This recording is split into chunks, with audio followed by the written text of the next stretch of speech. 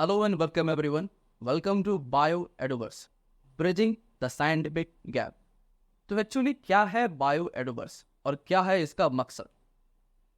BioEduverse एक ऐसा institute है, एक ऐसा ऑनलाइन इंस्टीट्यूट है जहाँ पर जितने भी लाइफ साइंस के स्टूडेंट्स हैं जो कि बीएससी के बाद अपना एमएससी, पीजी अच्छे colleges, IITs and different reputed institutes में करना चाहते हैं, उनके लिए एक मौका है जिनके मदद से डिफरेंट एग्जाम्स की तैयारी जैसे कि IIT JAM, GATE B, CET, TIFR, है ना, इनकी तैयारी करके हमारे साथ आप इन एग्जाम्स को क्रैक करके डिफरेंट रेप्यूटेड इंस्टीट्यूट में पढ़ाई कर सकते हैं और अपने देश का नाम गौरव में ला सकते हैं। ठीक है, तो हमारे साथ कई ऐसे लेक्चरर्स, टीचर्स इन्वॉल्व है जो काफ़ी ट्रेंड है, जिन्होंने खुद इस एग्जाम्स को अच्छे रैंक से क्वालिफाई किया है।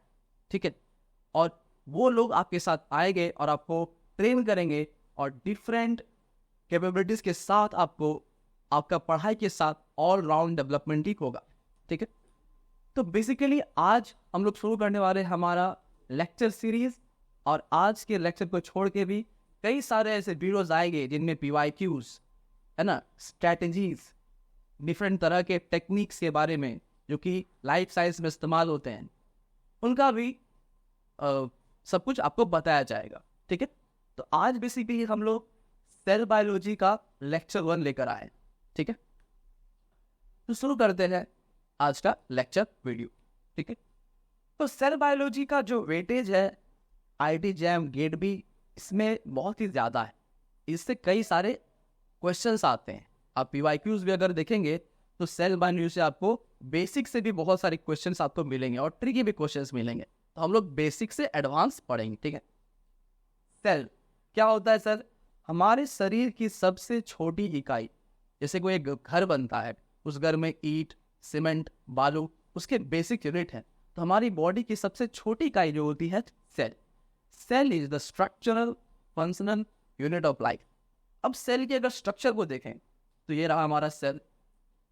सेल के अंदर कई सारे सेल ऑर्गेनल्स होते हैं, जैसे आप देख सकते हैं ribosomes, nucleus, plasma membrane is not an organelle, एक लेयर मेम्ब्रेन है, SCR, RER, smooth endoplasmic reticulum, rough endoplasmic reticulum, Golgi body, lysosomes, these are cell organelles. जैसे कि हमारे शरीर के अंदर कई सारे अंग पाए जाते हैं, ऑर्गन पाए जाते हैं, तो ये सेल के अंदर जो चीज़ें पाई जाती है इन्हें हम कहते हैं ऑर्गेनल्स।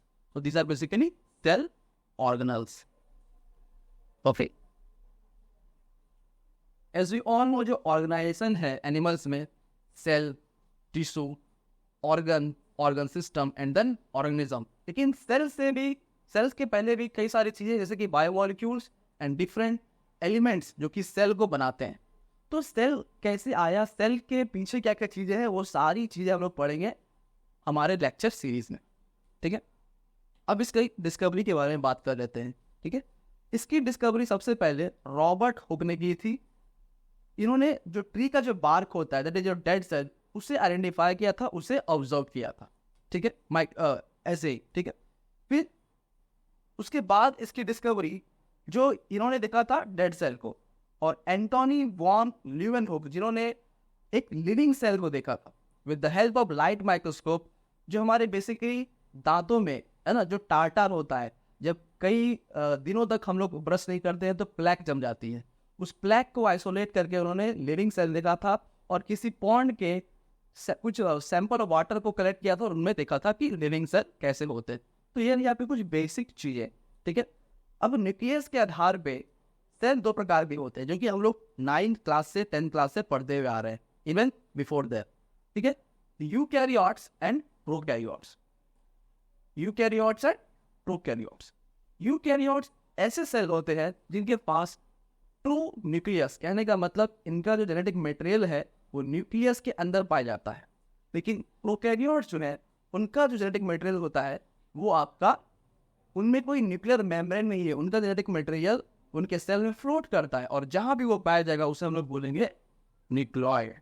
ठीक है, दूसरा, यूकैरियोट्स जो सेल है, इसके अंदर जो सेल ऑर्गन पाई जाती हैं वो होती है मेम्ब्रेनस, जैसे कि गोल्गी बॉडी, क्लोरोप्लास्ट, न्यूक्लियस।